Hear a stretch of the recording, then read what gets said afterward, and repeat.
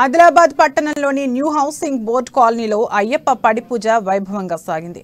భారీగా తరలివచ్చిన అయ్యప్ప స్వాములు భక్తుల మధ్య నంబూద్రి స్వామి నేతృత్వంలో ప్రత్యేక పూజాది కార్యక్రమాలు నిర్వహించారు. స్వామివారికి పంచామృతాలతో అభిషేకాలు చేశారు. ఆర్కెస్ట్రా కళాకారులు తమ భక్తి పాటలతో అలరించగా అయ్యప్ప శరణు ఘోషతో ప్రాంగణం మారుమోగింది. ఈ కార్యక్రమానికి బీజేపీ నాయకులు కంది శ్రీనివాసరెడ్డి హాజరై పూజా కార్యక్రమాలలో పాల్గొన్నారు.